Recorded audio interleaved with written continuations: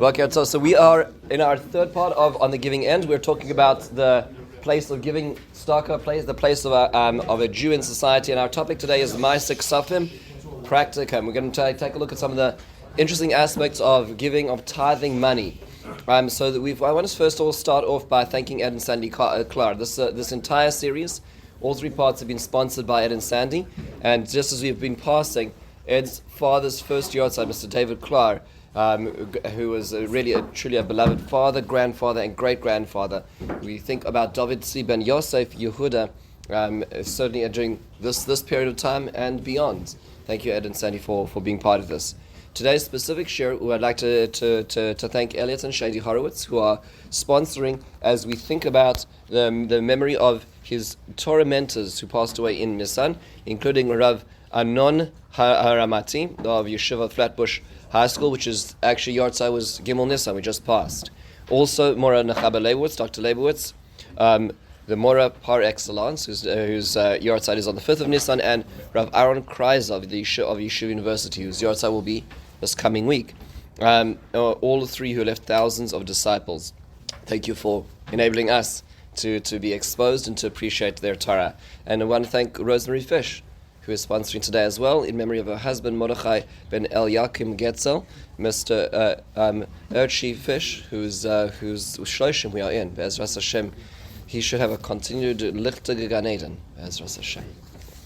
We're going to take a moment today, and just as the slides are coming out, to talk about a very fascinating practical topic. This topic is an important one, and that is the idea of Maaser Kesafim, of tithing one's money. And one says, does the Torah really talk about tithing one's money precisely? And the truth is not exactly.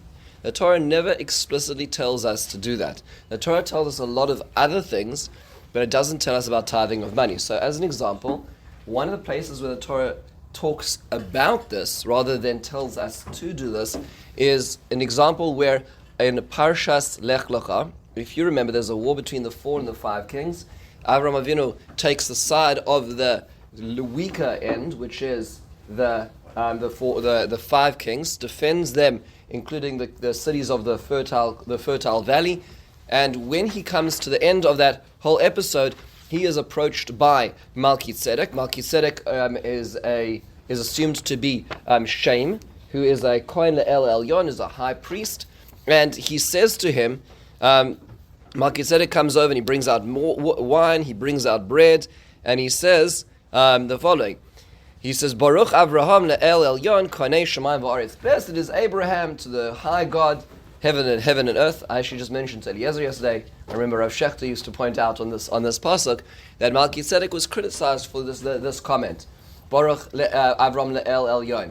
Why? Because he is praising Avram before he praises God. Right? So Rav Shechter quotes his father, who says that's why it's important when you are doing, it's not appropriate that when people do a l'chaim, they go this whole, gans, sipur, and the whole business, and then they say, Baruch atah Hashem Elokeinu melech haolam she'akol niyeh b'dvaro, because they're doing what Shem did, which Melchizedek did, which is they're putting all the human things, thank you, Marvin, all the human things before they put all the human appellations before HaKadosh Baruch Hu. So he describes a story one time where he was saying this at l'chaim, and the person says, so he goes, Baruch atah Hashem Elokeinu melech haolam she'akol niyeh b'dvaro. He says, and l'chaim tovim, and he says, no, you should drink first. So Melchizedek put it the wrong way, but nonetheless, after he says that, he goes, Ubarach el elyon asher migein sorecha b'yadecha v'yiten loy maaser mikol. He says to Avraham Avinu, you've had this incredible boom, right? This is a war. War can be incredibly expensive, but it can also be incredibly lucrative. And Avraham Avinu, you've now the conqueror, you're the success. So you get all these assets. So what do you need to do? Everything you've gained, you should tithe. You should give a tenth of it to HaKadosh Baruch Hu. That's what Melchizedek says. So we see the Torah is not demanding this of us, but the Torah is describing what would be appropriate in such a situation. Similarly, when Yaakov Avinu later on is trying to escape his brother Esav, and he is fleeing in Parshas Vayetze from Esav. He arrives at this makom, this place, where this place is. He goes to sleep. He doesn't really know what it is. And in the dream, he hears HaKadosh Baruch Hu, the ladder, the angels, the whole business. And then he wakes up in the morning and he says to HaKadosh Baruch Hu, Vayidar Yaakov neder lemor, im yeh Elokim mimadi, if God's going to be with me, and I'm going to have the wherewithal to do everything I need, and I'm going to return in peace to my father's house, because remember he's leaving Israel to go to the Syria area. He says, and I'm going to make this make an altar over here. Everything that you give me, I will tithe. If you remember, Yaakov leaves in a state of destitution. He has nothing to his name, comes back, and he's quite a successful businessman. And this is the debt we see played later on if we go back to fast forward to Parshas Vayishlach. So when Yaakov comes back 20 years later, he does make good on this promise as well. Again, you'll notice something interesting, that neither of these are prescriptive. These are both descriptive. So the Torah is describing a story that we know well, and is describing that people upon success will give a tithe of their assets. Notice an interesting aspect of this is that if you contrast the stories, that Avram is being asked to give his tithe when he's successful. Yaakov is promising his tithe when he's not successful. He's in a state of need. It's worthwhile noting that perhaps the Torah is focusing on the fact that there's times we need to give when it's success, and there's times we need to give when we're hoping for success, but we're very much far away from it. I think we can identify with being in both of those places. It's important to acknowledge and to give at both of those places and stages. It always reminds me of when you read the Haftorah on the first day of Rosh Hashanah. We hear about Chana. Chana was her currency was not money, but her currency was being able to build a family. That was what was important to her. And we hear the word Vatisparel Chana twice. One time she davens at such a stage when she's desperate to have a child, that's in Perek Aleph, and then when she has the child of her dreams, Shmuel, then it says Vatisparel Chana, she prays again, and that's the song of Chana. And it's interesting to put the two together, that at the low and the moment of desperation is when she prays, and the high and the moment of resolution is where she prays as well. It's worthwhile thinking about in terms of sort of the different places in life, and I think if you look at the Yaakov and Avram Avinu models of it, we have this. So where does this apply itself? So it turns out that you don't find the Torah ever describing that a person should give a tenth of their assets. We do hear the Sifrei, which is the Medrash Halacha, does say this. It does comment in a derech drush, which means deriving out of the psukim, that one should be doing this. But where does it come from? Where does this notion of a tenth of one's assets comes from? So the most basic idea would be there's two models we can look at. The first we can look at is what's called Maaser Ani. So it's important to remember, if you remember sort of the stages of we'll call it the Hebrew year system, right? So everything's built in cycles of 7. The days are built in cycles of 7, and the years are built in cycles of 7. This is a quick recap of how this works. On an average year, if you're a farmer, which most people in Israel were, if you go back to, if anybody just been to Ir David recently, just in the last year or so? No? Okay, fantastic. If not, you should. The next time you go to Israel, you really should book a tour of Ir David. It's fantastic. It's always new, and if you haven't been there beforehand, it's remarkable. One of the things that you realize is that what we call the old city of Jerusalem is really the new city, right? All the walls and that's all Muslim. that's recent. That's like the 600s. I mean, like really, So when you talk about the old city of Jerusalem, the old city of Jerusalem is down the hill. That's where Jerusalem was. The addendum at the top of the hill, where the old city is today, the old city of Jerusalem, that's all the new stuff. Right, that's where the Beis Hamikdash was, and the Beis Hamikdash, the extension of the Beis Hamikdash into all the quarters, that was the overflow. Jerusalem was down the hill. If you go down to the Kidron Valley and you look out the Shar Ashbod, you look down to Ir David, that what will be called Silwan today, that's where Jerusalem was, right? And if you measure the space of where the Jerusalem was, it's not very big. And one of the reasons the tour guide explained is because most of the people didn't live in the city. Most of the people lived in the farms around. The city may have been the option when a war host came and everybody had to congregate in the city. But the city was not so large at all. Most people were farmers, and so therefore this system was something which was natural to anybody who had a pitchfork in their hand. So what was the system? Let's just quickly remind ourselves. What happens is that the planting season is when? When does everything happen? If anybody needs sources, they are coming around. Thank you so much, Marvin. If anybody needs, let's. Anybody needs to have some extras over here. Thank you so much. So let's sort of put ourselves into the agricultural cycle. When are you planting as a farmer?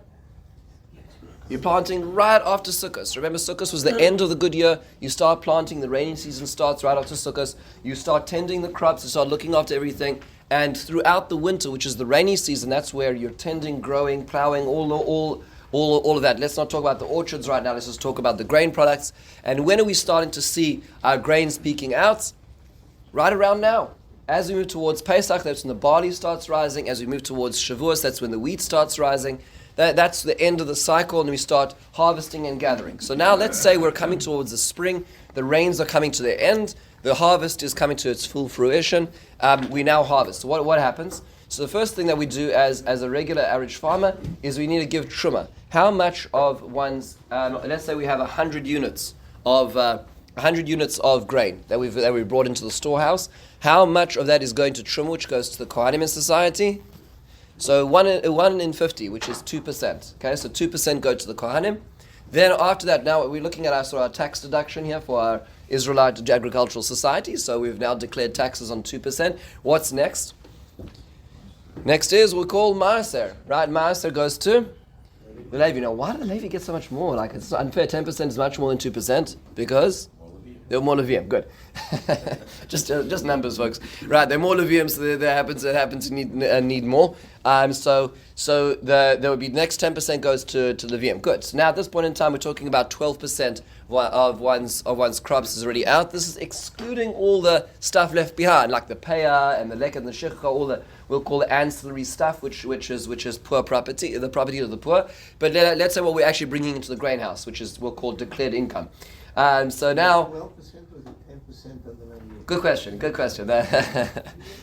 Do you take is it 10% of the remainder? I don't remember offhand. If it's that. 9.8%. No, what was that? About 9.8%. There we go. If you actually take a look at the population, it's interesting to do this. It actually comes out flash in terms of the Levium and the Kohanim. Certainly the times of the Bayis Rishon. If you do the countings, and then back to the time of Ezra again as well, it's a little more complex.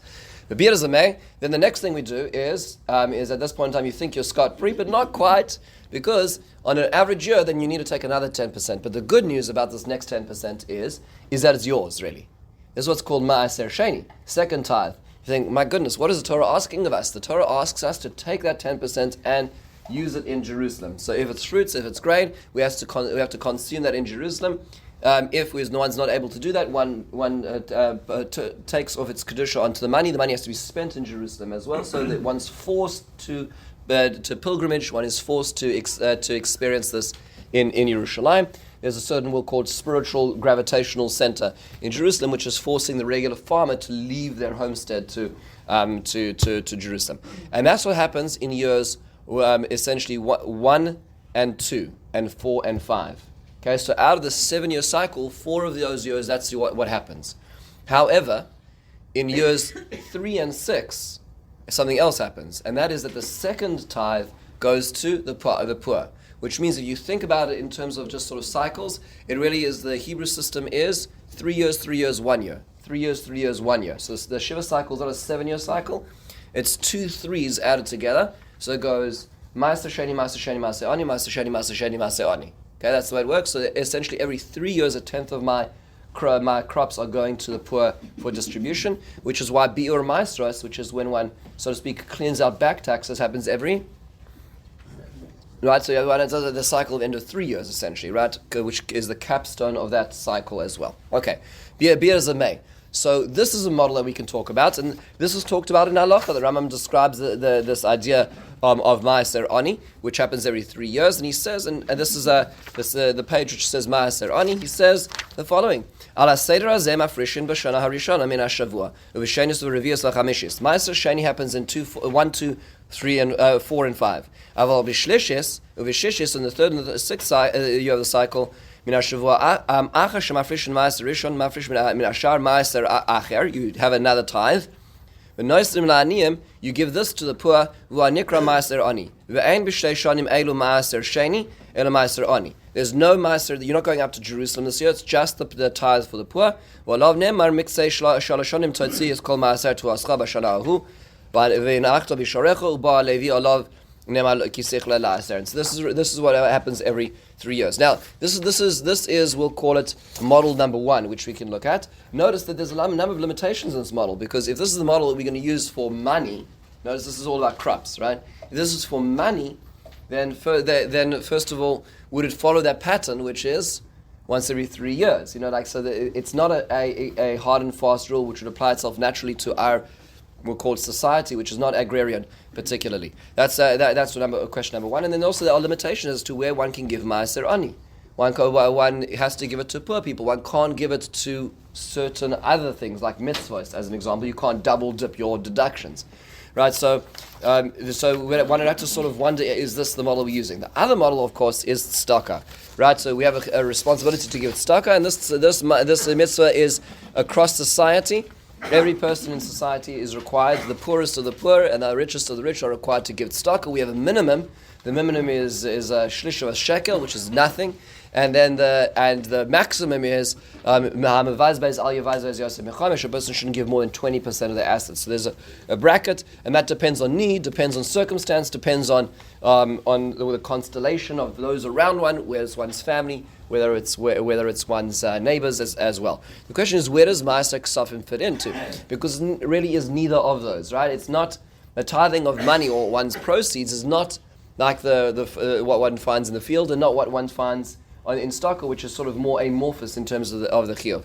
So there happens to be a debate in the Mefarshim as to how how obligatory this is at all. So as an example, the Bach Rav Yoel Sirkis in his commentary on Shulchan Aruch makes the following observation, and he says that he doesn't believe that this is a mitzvah asay min Torah. He doesn't believe it's a mitzvah midrabanan either. It's a nice practice. It's a good minhag. It's a quantifiable way of doing what's right, but it's not necessarily what the Torah prescribes, nor the rabbis prescribe, which is why you don't see it talked about more explicitly as well. His son-in-law, who was the Taz, disagrees and feels that it is really obligatory as an extension of Maaser Kesafim, as a Maaser Ani, as what would be going on in the field. Generally today, the predominant view among most poskim is it is not obligatory. It's something that one opts into. It's much easier to do something when it's quantifiable.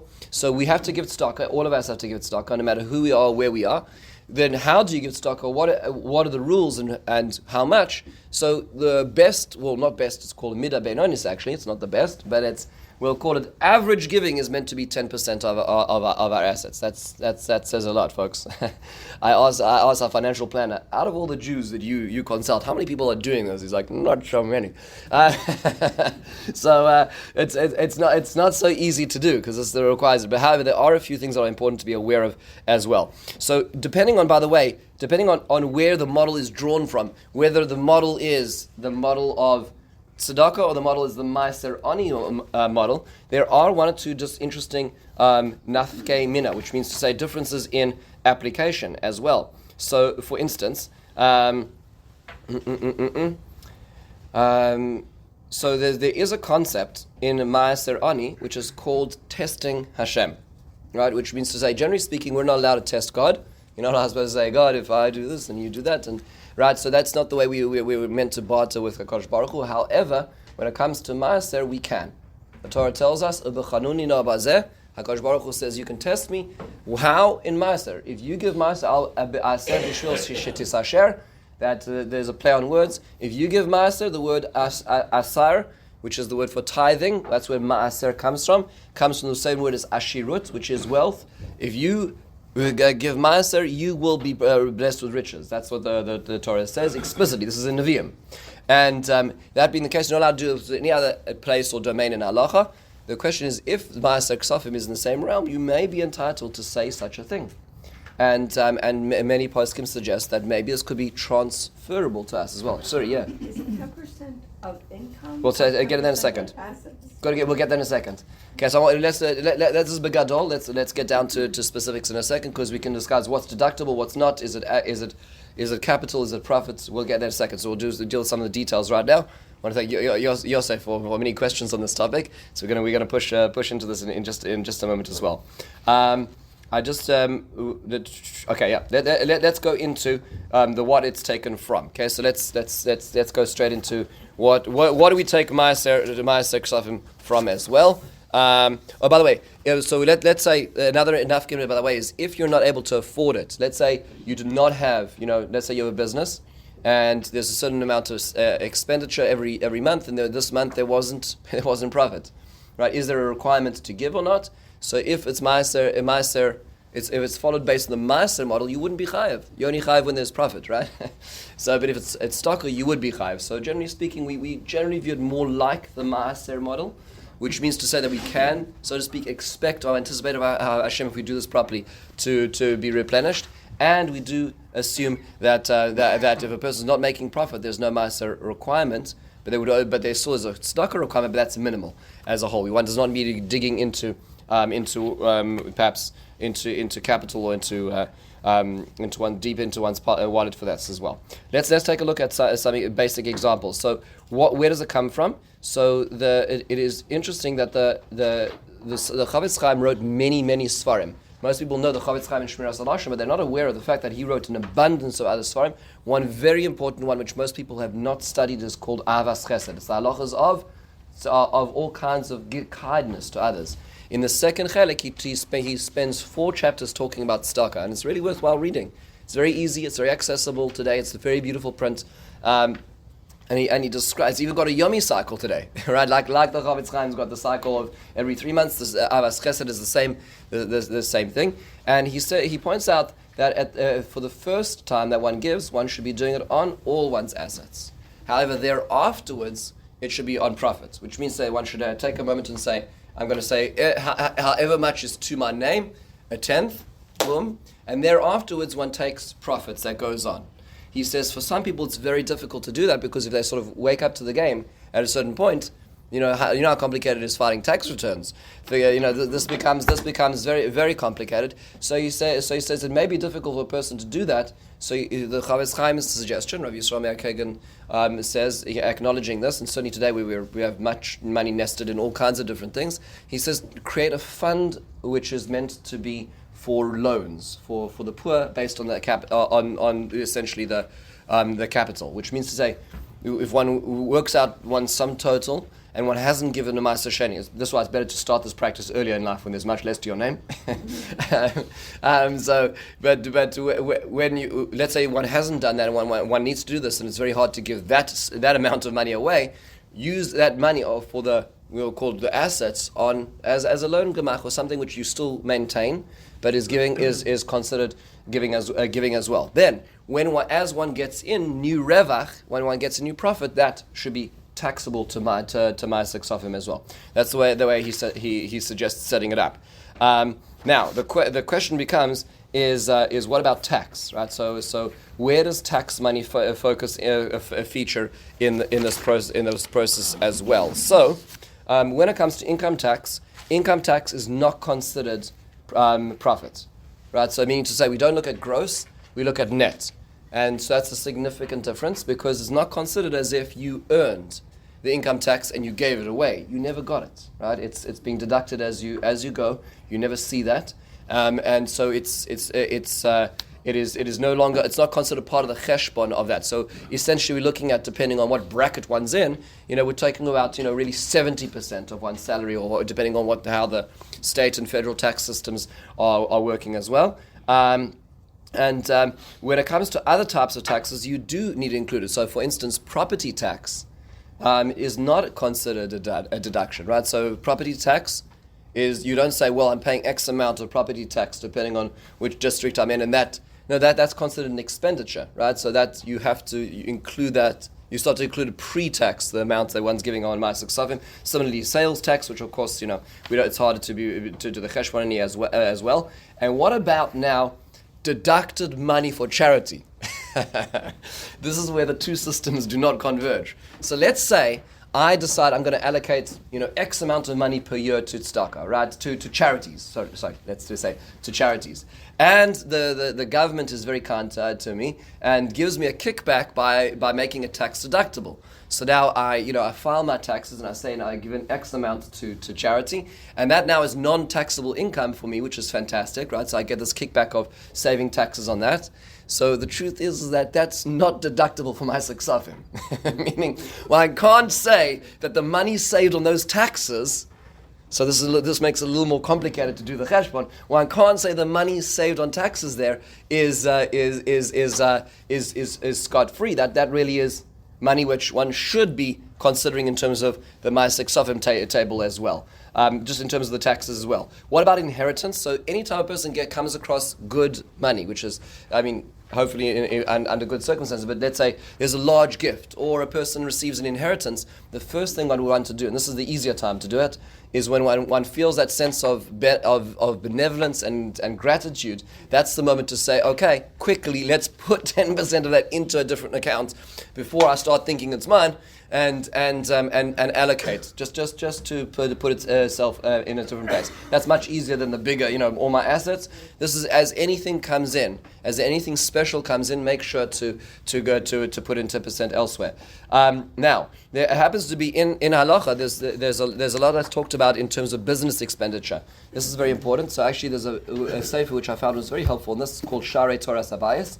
And I just want to do a quick summary of some of the rules that he mentions when it comes to this. So anything which is business related is you do not need to contribute towards Maaser Kesafim. So what does that mean?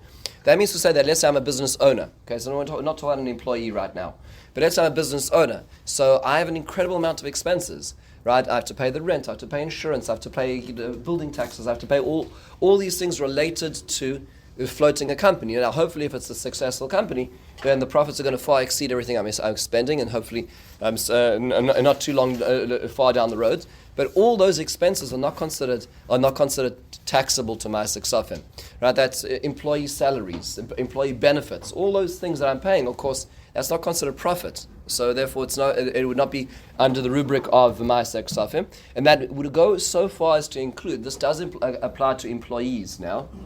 Is let's say the cost of travel, right? So let's say one is an employee, not a business owner, and one has to rent a car, or one has to pay tolls, or one has to take business trips, and so on, and it has to come off one's own bat. That's not considered. That's considered business expenditures. Business expenditures is not part of the Maaser Kesafim business. So much so that let's say you have, as is very much the common practice, the necessary practice today, is to have a 2-family income house. It's almost impossible to survive on one income these days. So let's say you have a dual family income, but there's young children. Right, so if both the parents are at the house, and therefore there is a need to pay for a babysitter, right, or let's say a housekeeper, because if one of the parents was home, that would have been their job. But this is also considered business expenditure, right? And we're talking about significant money. We're talking about $30,000-$40,000 a year when it comes down to these things. That's called a business expenditure, not and therefore not a household expense. All household expenses are taxable in Maaser Kesafim, but business expenditures are not. One has to be honest with oneself in terms of just working out where the constellation is of these things. Included the things that one cannot deduct. These are things which one has to. These are post Maaser Kesafim, are household expenses, house taxes, life insurance, medical insurance, savings, right? Supporting children. These are things which are not considered business expenses. These are basic expenses. So you have to give Maaser Kesafim before you start this. This is in terms of the system of how it's set up. Now the question is, to what? To what is one supposed to give? And I just want to stop here as well, because this is a lot to swallow.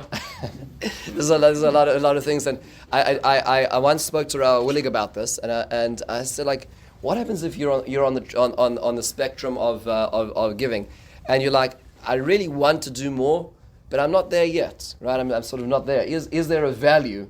I'm in the 3% zone, I'm in the 4% zone, I'm in the 5% zone. Is there a value of that? And he said, absolutely. Meaning to say, Being as we paskin today, this is not a chiyuv, Gamor. This is not what every person has to be doing. This is the place. This is where we should be at. This is where we should be getting to.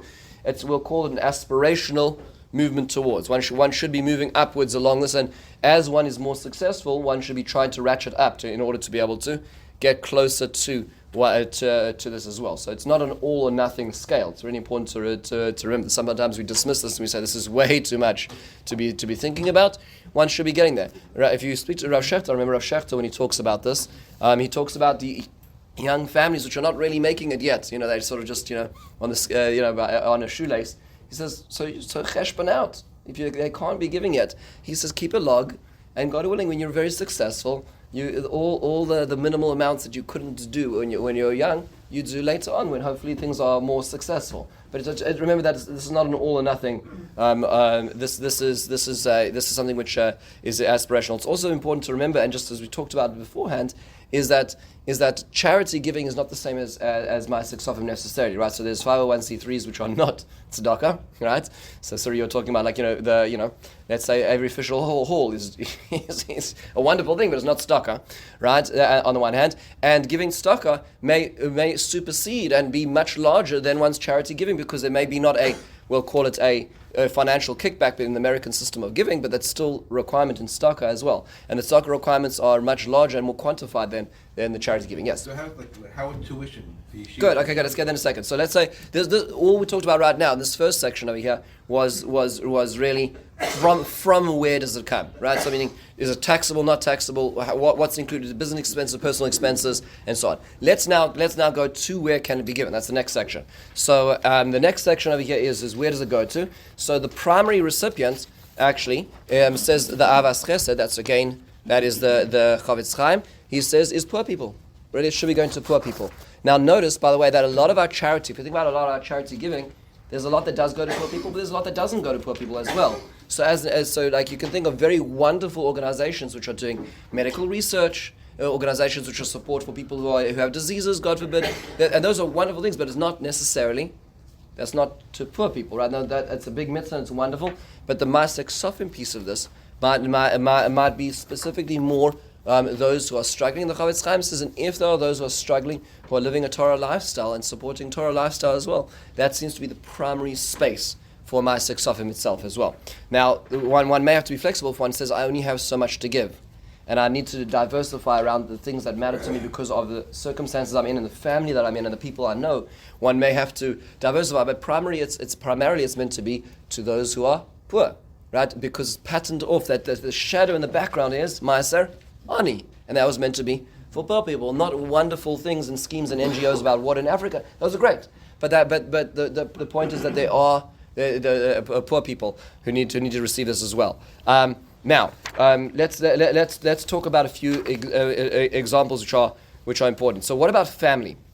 Right. So we learned 2 weeks ago that family should be the prime beneficiary, meaning the first requirement of tzedakah is always family. So that means to say that, let's say one's parents, one's relatives are in a state of need, the primary beneficiary, in fact, that's called tzedakah, one should be giving to one's family. But the exception to that is one's children. Because if one's children are in one's house and one's meant to be looking after them, then giving them is called parenting, not tzedakah, right? That's the basic premise of having children. If anyone remembers, just to guess this guy coming to dinner. Do you remember the 1969 video, Sidney Poitier, the young Sidney Poitier? If you remember this, there was this heated debate between himself and his father, and he was dating a girl who was going to marry, who his father highly disapproved of because she was white and Sidney Poitier was coloured, and there was this terrible debate that was going on, and the dad says what? And he was a doctor, yeah, he was fantastic. Anyway, so he says his dad was talking to him, and he said, son. And his father was a mailman. He says, I carried that mail bag through the thick and the thin and through the cold, and your mother sacrificed her winter coat so we could give you an education, and now you're doing this to us? So he responded and he said, Dad, he said, even if you carry that mail bag 1,000,000 miles, he says that's what you needed to do, because that's the responsibility of a father bringing a child into this world. And anyway, so I always reflect on that scene, and I remember that they were actually saying each other's lines. The son should be saying, Dad, I respect you because everything you did to me. And the father should say, Son, I needed to do everything I did. That's really how the voices were exchanged, but that's usually how we have our fights. We focus on what we're entitled to rather than our responsibilities. But be it as it may, so children are a requirement. The question is, what age? Is there can you bracket that? Where's the stage? So, any guesses in halacha where that age is put in the perspective? Yeah. Isn't it 6? Yes, sorry, you're awesome. So it's true. The halacha is actually, if you read the sources, is 6 years old. Now, folks, we're not talking about today's society, just to appreciate this. Rav Moshe Feinstein in a tshuva talks about this. Why? Because if you think about it, in those days where there wasn't really much of a school system, what would happen is children would start working. They would start taking internships and work studies, is what we call them today, and they'd start earning their money and start contributing to the pot. And in many senses, the family depended on all the children being involved, right, from a pretty early age. And so that was considered the age of independence. Today, 37 maybe. Yes. There was a great video which was called Millennials, right? And it says, I was talking about the millennial who dreams of being a millionaire at the age of 29. He says, well, get off your yoga pants and start working. But so it's very hard today. Things have changed a little bit. So Rav Moshe Feinstein says it depends on the cultural norms of society, and today, to a large degree, it's around marriage time, right? So parents usually support their children till marriage, as well. And today, if you look at the trends with the age that a lot of kids are getting married, not even then, right? So if it's the stage where, so to speak, to independence, that becomes the responsibility of parents. That's not tzedakah. However, let's say that you've done your job. Baruch Hashem, your kids are independent now, and they're no longer supposed to be part of your household. They're doing their thing. They're working. They're looking after themselves. Then, the first round of people who need to receive are family as well. And this is not as exciting, and it's not as, because one's not getting one's name onto a building for this as well. But in the end of the day, that's actually where it starts. So it's more important to do this. And part of the logic of this, as we learned a little bit last time, was that the expectation is such in society, meaning, when somebody looks in and they say, oh, X is really clearly having a difficult time, but their brother is, their sister is, their parents are, that society looks in and says, oh, they're probably being taken care of. And the part of that expectation is part of the responsibility as well, which is why the pasuk builds in it. It starts with the first word is achicha, your brother, meaning it starts off with the family. So that the family is part of this, and it goes to the stage that a person is responsible. What about tuition? So this is a very important one. And tuition is not deductible for tax for Maaser Kesafim. It may be for we won't get into the legal system, but in terms of Maaser Kesafim, the reason is because that's your responsibility. You have to pay for your children's education. Yes. What about for a grandchild? Excellent. And this would be fine for Maaser Kesafim, because in this case, one is helping. Again, this is the example of a family which is independent, right? So they're earning their three salaries, right? And they're still not making it, and they still can't make it. Contributing towards that is certainly can be from Maaser Kesafim. It's the primary experience of tzedakah as well. It's not your chiyuv. That's the point. When it's your chiyuv, then you can't say I'm going to double dip my chiyuv with Maaser Kesafim. So I have to educate my children, and I also have to give Maaser Kesafim. I'm going to use the two together. That doesn't work. But even if you look at tuition, let's say the yeshiva has a budget of, let's say, $1 million, and if it was evenly distributed amongst all the families in the school, your tuition would be, let's say, $10,000. But since there are many people in the school who can't afford the tuition, so they make the tuition $20,000, and people have scholarship. So is that, with that? That's a good question. This is a question in general for tax purposes that everybody wants the schools to disclose, and the schools are less willing to disclose because what's the actual cost of education? I want you to know, just as a fun fact, what's the cost of educating now Mary can speak to this better. What's the average cost of educating a high school student in New York State? $37,000. Yeah, it's actually around there. Mary is okay,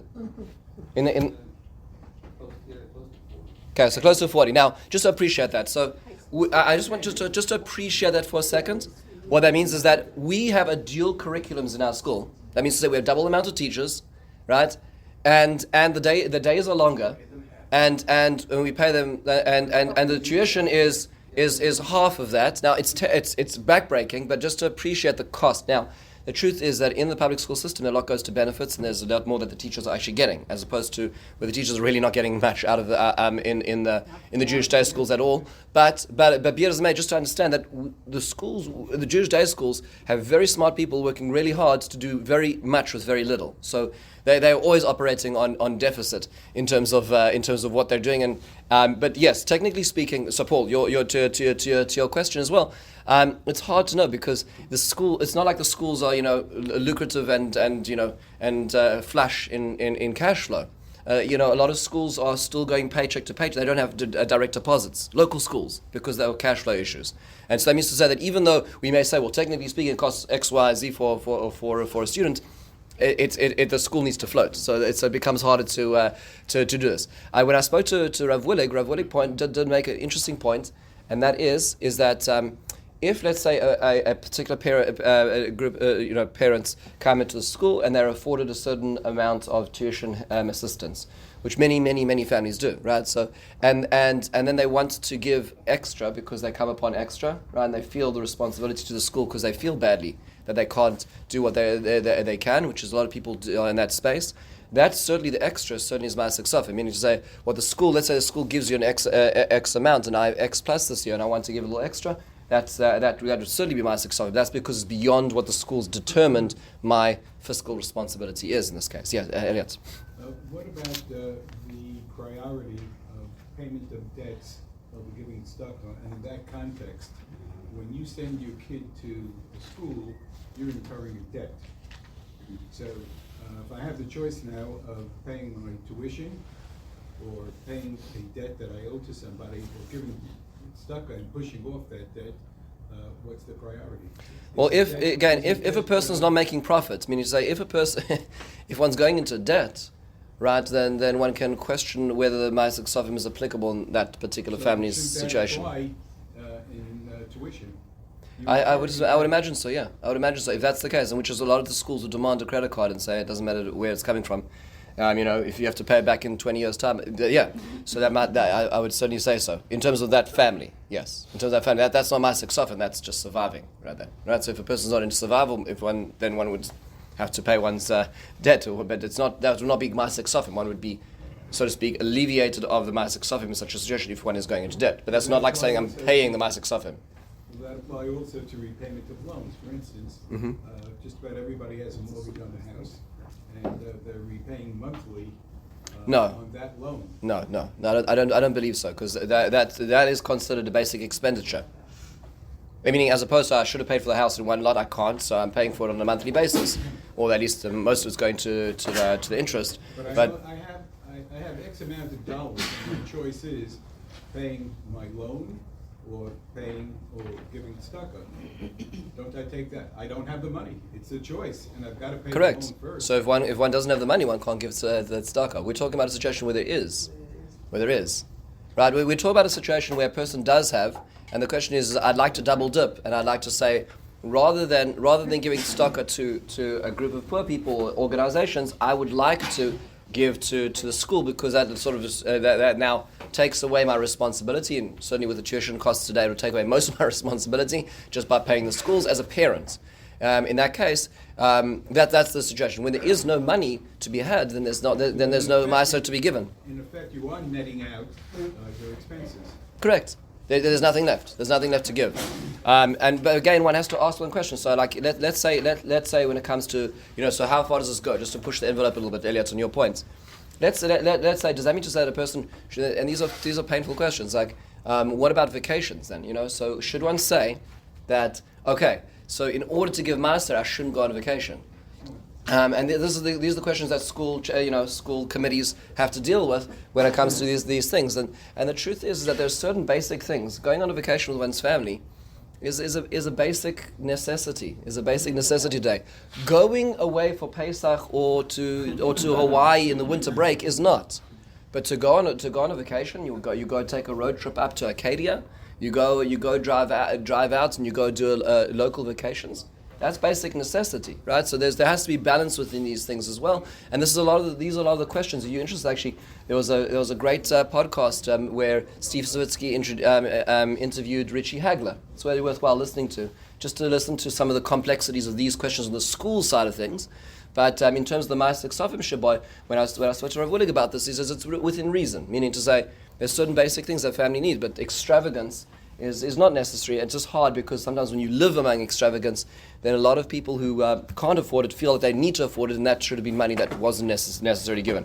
Now, what about this is a complicated one. What about shul dues? So, in terms of deduction, there is a deduction, right? That's a 501c3. That's fantastic. What about Maaser Kesafim? Can I write that off as Maaser Kesafim as well? And listen to this, folks. Okay, hold your breath. It says the Maharil, commenting 700 years ago, says, says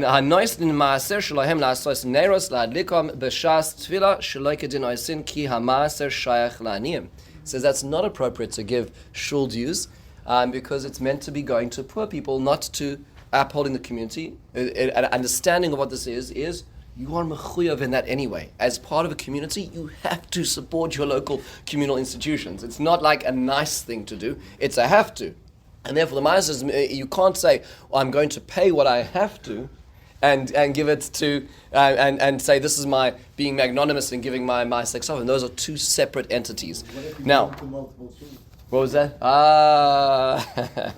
That's true. So I would imagine, again, the communal structure in those days was more simple, where there was one community, one school, and so on. So that would be it. In today's day and age, Baruch Hashem, where we're able to support many, I believe that would certainly be called charity, being charitable.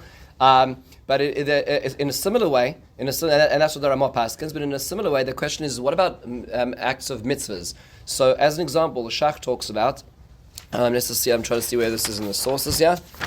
Sorry, they don't have pages, this is all meant to be a slideshow here. I don't know the pages here. Thank you. Oh, here we go. So items of the mitzvah, the Shach says, Ein nasas Maaser Shalai.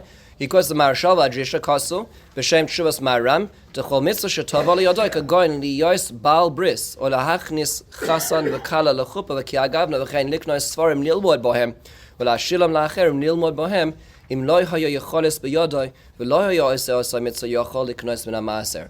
So let's say I encounter a mitzvah. There's somebody getting married that I'd like to help. There's a takana wedding that I'm trying to do. There's a buying Sfarim. I'm doing things which is a mitzvah.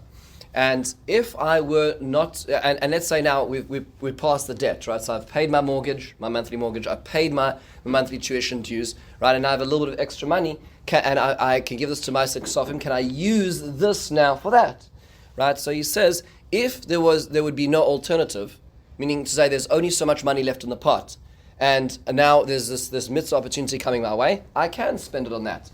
However, obviously, he's saying if it's a mitzvah, then it would be better to have two separate pots. One's for the Maaser Kesafim, and one is for the mitzvah which comes to me. I should try to differentiate if I have the financial wherewithal to do that. Which comes down to, I think, the way it works, actually, when I was speaking to Rav Willig about shul dues as well. If a person has only X amount of money left, and one wants to figure out where it's going, and one doesn't have the ability to do shul dues, and these particular mitzvah projects which come across one's path, one can use one's Maaser Kesafim for this. But if there is more space, one's more latitude, one should be doing it in the space where there isn't an already existing mitzvah. One should not be doing this in an existing mitzvah, which comes down to a question which comes up a lot of times, and that is what about using my Maaser this year to write a Sefer Torah? This comes up a lot as well. So can I and that's because it's a big chunk of money, and I'm owing this amount of money this year, so it would be nice to do this, and that will come down to the way that the Shach paskins over here, which is that if I have no ability to do it elsewise, and this is my mitzvah, then okay. But if one does have the ability to, it's not appropriate. Let's say I have my Maaser Kesafim account, and I'd like to write a Sefer Torah. It's incumbent upon everybody to write a Sefer Torah in their life if they're able to. That's it would be better not to double dip if there's an alternative. So it may depend circumstantially on the person themselves as well. And finally, let's take a look at we looked at tuition. What else? What else do we have over here in this section? Oh, the when. So how do you do this? Like how often is this? Everybody's different when it comes to like if you look at the way people pay taxes, like how late do they leave it and how much do they gather their documents and how does this work exactly? So the Chavetz Chaim, when describing this, says that the best way to do it is, technically speaking, is based on every profit. So he says, this is in Avas Chesed chapter 18, V'nei kol zeh tov im yesh lo esek prati sheyuchol lichtov harevach shemazmin lo Hashem b'chol pam. If you can really come in as the profit comes in, I'm allocating it to a separate account. That's the best thing to do. But if you're dealing with millions of sales, and kimat iyavshar lichtov b'chol pam es ma'at harevach shenizdaminu al kain ha'mitzel hazeh shebechol shana yaseh cheshbon mischar asov derech klal. So you need to do an annual accounting as to what is necessary, and then you figure out what's the profit margin. What the profit margin is, I'm going to put elsewhere. Now that's when you're dealing with a person who's in the store, right? The Chofetz Chaim was a store owner, right? So that's how he made his money as was necessary. So you take a log at the end of the year and you figure out what it is.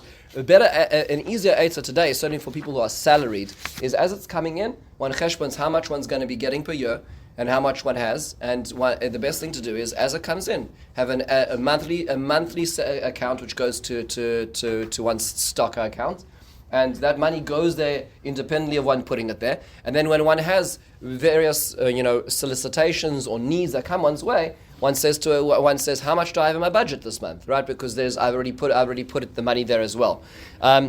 When it comes to the distribution aspect of it, the Chofetz Chaim takes it one step further, and he says, well, how much should I be distributing? He has an interesting rule, which I'm not sure everybody does, is in the next page in the distributing, he says, I'll tell you a way that you should do this consistently. You should have money which is always set aside for this, meaning you should always have money in the bank to give as is needed. So it should not be so difficult on a person. So again, one should have a consistent influx into that tzedakah account. Person should always try to bring down at least 2/3 of it being emptied out on a consistent basis to those who need. There's always people in need. There's always people soliciting and in need. And you should keep 1/3 of it, so 33% should be sort of saved up for the more significant projects that one is perhaps waiting for. Now, again, this may be different for different people, because again, there's some people who are visionaries, and they're saying, I want to build something which is going to change the lives of millions of people, not just the individual solicitors. So in that case, one's sort of moving towards a much bigger project. That's fine as well. But if on an average basis, on an average day-to-day, week by week basis, on a regular person, it's appropriate to make sure that one's flushing through he would say up to 2/3, and allowing 1/3 for special and rainy days where one needs to build up towards bigger projects as well. That's the way the Chofetz Chaim suggested. Again, the Chofetz Chaim is not dealing with the salary brackets that perhaps we're dealing with in Eastern Europe. It was more complex. It was very much hand to mouth. It was much more simple living style. So maybe slightly different today when it comes to visionary. He makes 5 recommendations which are worthwhile doing, and he says that when one gives Maaser Kesafim, when anyone does anything which is good, one should be careful to say bli neder when one starts doing good things. Okay, because when one gets into a good practice, if you do it 3 times, it becomes like a neder, and that becomes a self-imposed responsibility. So whenever one does these kind of things, one should say, I'm doing this bli neder because in case I'm not able to be consistent. I don't want to be reneging on the commitment of my actions.